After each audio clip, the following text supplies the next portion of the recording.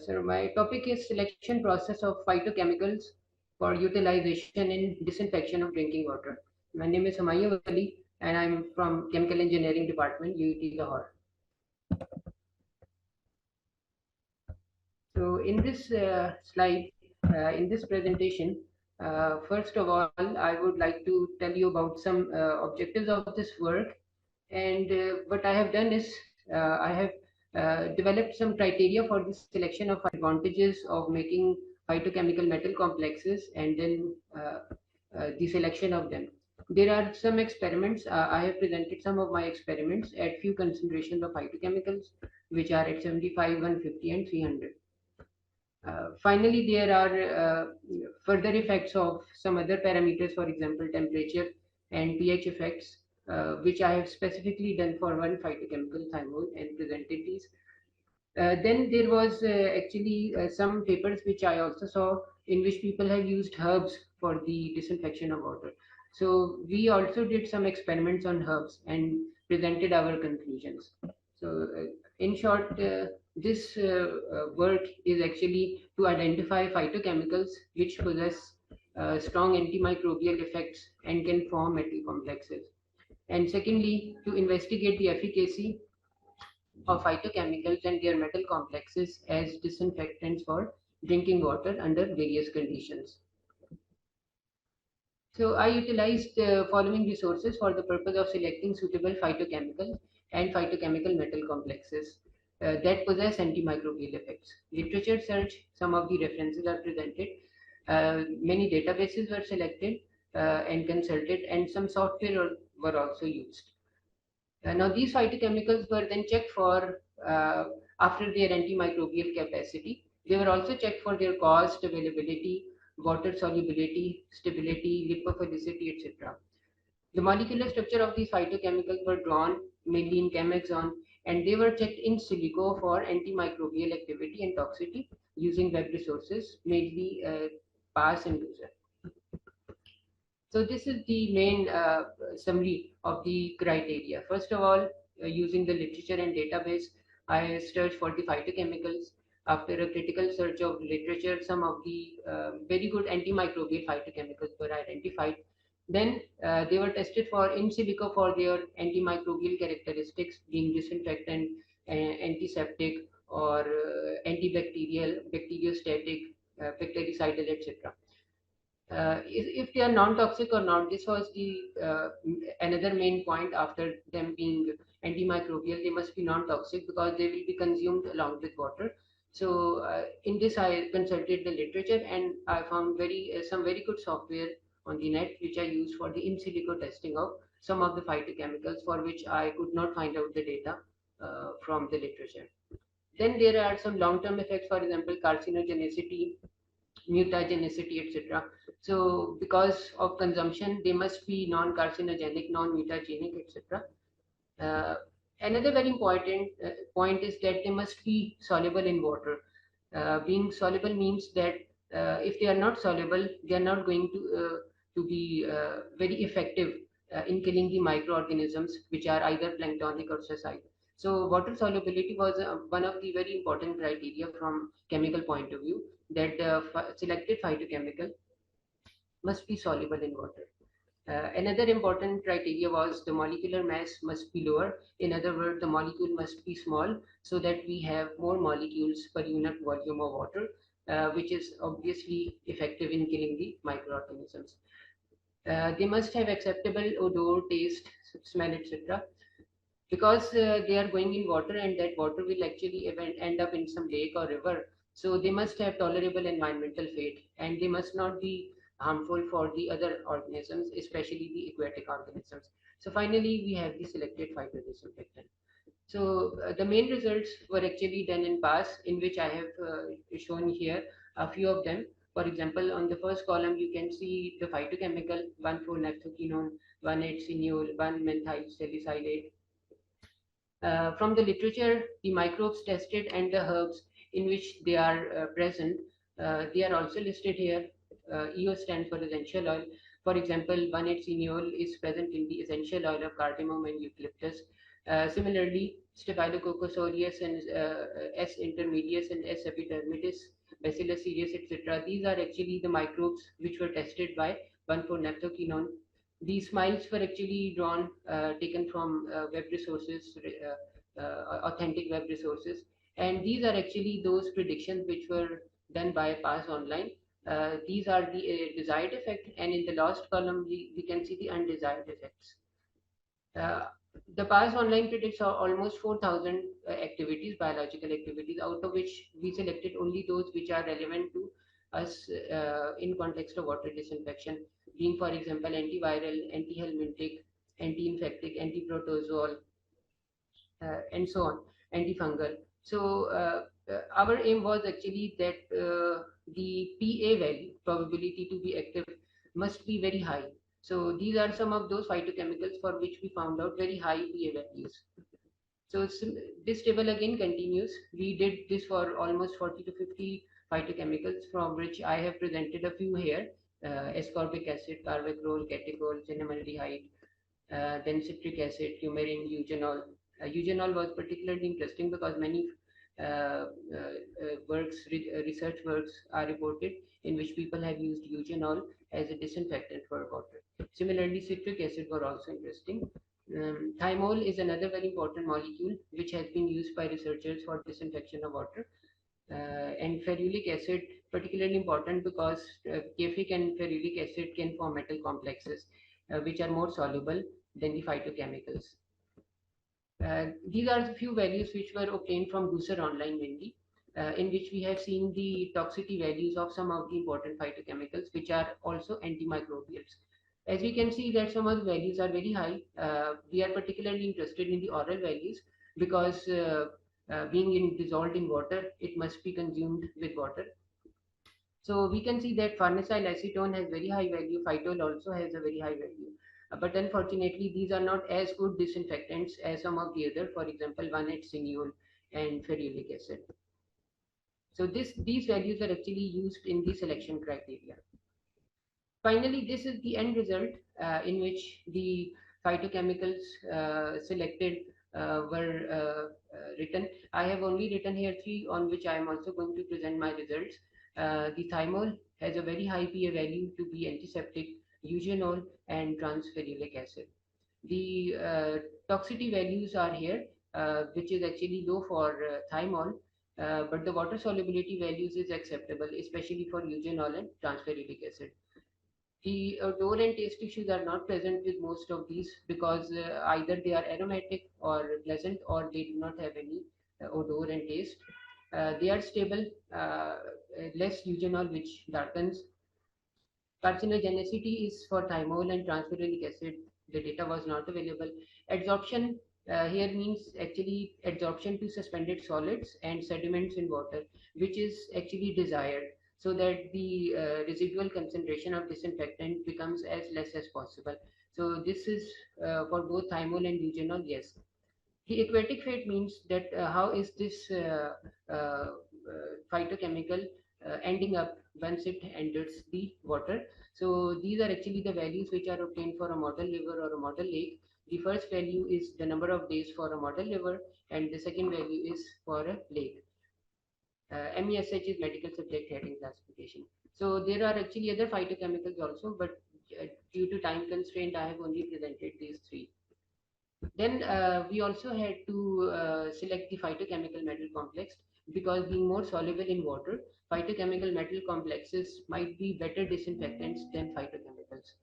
Again, the molecular structures of the selected metal cations, which were actually silver, calcium, and zinc, which can form complexes with some of the phytochemicals. They were either identified from literature or drawn in software and checked for errors. The antimicrobial activity and toxicity values were retrieved from web resources because chiefly being molecules on which research work is not reported a lot, so the values of antimicrobial activity and toxicity were mainly not available in the literature. So we were left with no other option but to check them in silico. So we again used Pass and Boozer, and we provided the molecular input structure, and the values were reported as PA and PI. So again, we ended up with 3 most important ones: calcium perylate, silver, and zinc salt of ferulic acid. which we can see that the highest value is reported for calcium chloride. These are the desirable predictions. These are the undesirable predictions. Being non-toxic, so we selected calcium salt because compared to silver and zinc, calcium is more non-toxic. Uh, the problem was actually how to prepare this.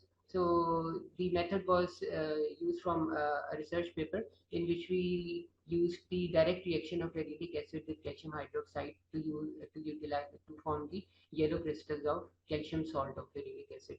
So this is actually an FTIR spectrum in which these dips, which are the change depressions in the percentage transmittance, are indicative of the formation of the correct salt. And the flame test, which is brick red color, was also conducted, which told us that the results are correct.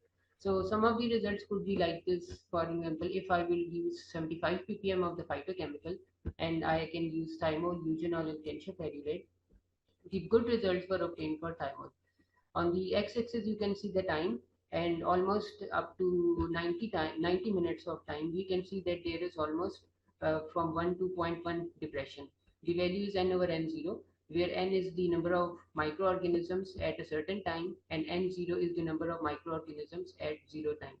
This was done for heterotrophic microorganisms, heterotrophic plate count, and which are actually very good indicators of water disinfection. And this result showed that at 75 ppm of concentration, this thymol is actually decreasing the count up to almost 90%, which in terms of log reduction is also called almost 1 log reduction. This is not acceptable from the point of view of disinfection or a disinfectant because the log reduction must be 5 or 4 to be least. But just for the sake of experimentation, we can say that they are actually fairly disinfectant, specifically the thymol. So my interest was actually to keep the condition same but to increase the concentration. And at 150 ppm, I can see that it is almost 95% reduction or up to more than 1 log reduction. And finally here for 300 ppm, I can see that the reduction is almost up to 2.8 logs reduction, which is 99.5% almost reduction. Again, we can see the most important one is the thymol, but there are good results for eugenol also. But calcium ferrulate, unlike the predicted, did not actually reduce an appreciable amount of the bacteria. So we conducted some tests. Here I am also only presenting this last slide results, which were for 300 ppm, and we did some tests. For example, analysis of variance and Becky's test, which showed us that if you will change the disinfectant and if you will change the time, there are significant changes in the concentration of in the efficacy of the disinfectant. The optimum times comes out to be almost 1 hour, as you can see from this last graph that almost at 60-minute interval, there are some actually error bars, but at 60 minutes interval, the maximum effect of the disinfectant is evident. And this value which you saw in the last graph is about 2.8 logs. You can do linear regression, ML, non-linear regression, in which you can actually use the t as the time here in hours and see the initial concentration, and log of n over n0 stands for log reduction. In other words, the change in the bacterial count. So for a good value of regression constant, we see that this might be used for the sizing of vessels if we want to use phytochemicals as disinfectants. There was actually further interest. Why shouldn't we actually change some other properties like temperature and pH? So let's say if I use the effective one, which was thymol in my case, and decrease the concentration up to 50. So because I wanted to decrease this concentration as much as possible. So are there other properties, for example, temperature and pH, which might have some positive effect? So we could not find out any significant effects for these three concentrations at 13 degrees C because there are no significant changes. Similarly, if you even increase the temperature, even then there was no effect. However, if you further increase the temperature, Probably this means that the microorganisms are under thermal stress, and we can see that at high pH values, there is a good almost 1 log reduction in the bacterial count. Again, from the point of view of conventional disinfectant, this value is not very high, but this does give us an indication that probably in future there might be more work and phytochemicals might be better used as disinfectants. The regression results were available here, and which we have done for an fairly good value of regression constant, regression coefficient. We find that the effect of pH and T time in hours and capital T in temperature in degree C might be regressed for the reduction of log. In here, I have actually taken from literature some very important phytochemicals. These are actually not the in silico values. These are the values reported in by some workers, in which I have selected only those phytochemicals for which the minimum inhibitory concentration (MIC) values are either 20 or less than 20. So these values are actually the MIC values, and the bacteria tested are written here, where on the y-axis we see the disinfectants. The first four ones are the conventional, which are shown by red bar, which are low values, pretty low values. For example, benzalkonium chloride has 0.25, sodium hypochlorite has 2 for multi-dep resistance GNP. Whereas some of the phytochemicals have very nice, very good values, which are comparable or even less than the values of the conventional disinfectant. For example, allicin present in garlic, bertiroin, carvacrol. Similarly, we can see cinnamaldehyde for H. pylori, eugenol, sanguinerine, and thymol. So, which gives us an indication that there are, because thousands of phytochemicals, so we might be able to find out one day very good phytochemicals which might be used for disinfection, and we may be able to replace toxic disinfectants, for example, chlorine, and which also form disinfectant byproducts which are either carcinogenic or otherwise toxic. So it is believed that the phytochemicals would be forming those products which are probably not carcinogenic. So finally, just an extension. There were some plant species, about 150, which we studied, and we prepared their extracts by macerating. And we used methanol water, or we just use pure methanol for solvent. And here I have listed some herbs which I have particularly selected those herbs which are present in the subcontinent, Pakistan and India, etc. And these were actually experimented. I found less work on these 8 herbs, so I wanted to test these herbs for their antimicrobial capacity. And out of these all 8 herbs, only the one which is Polygonum viviparum, this one, which is called Alpine Restored, this had mild inhibition zone. This is the KB test, Kirby-Beer antimicrobial test, in which we detect the zone of antibacterial activity. So up to 0.08 grams per milliliter in methanol had the highest value of 9.7 millimeters, which is for this Polygonum viviparum. Rest of the 7, these one, they did not exhibit any inhibitory effect. This was also done on the heterotrophic plate count microorganisms, which are thermotolerant. Which I conclude now that after all these selection criteria and tests, with so many antimicrobial phytochemicals being discovered, there is a need for systematic study to establish their role in water disinfection applications. Allicin, bertiroin, carvacrol, cinnamaldehyde, eugenol, sanguinerine, and You have thymol 1 minute. as strong antimicrobials. The results of in silico analysis were in correspondence with the experimental results. In experiments performed using thymol, eugenol, and calcium salt of berylic acid, thymol was the most effective disinfectant. Phytochemical metal complexes should be experimented for validating their notion of their stronger disinfection capabilities. Antimicrobial herbs are not good for use in disinfection of drinking water. So these are some of the solid conclusions, so-called, which we concluded in our work. But saying this, there is need of lot of work, so that we can establish that if truly they have any potential as disinfectants for water. Thank you very much. Thank you so much. We have to stop here, but thank you for your very valuable talk.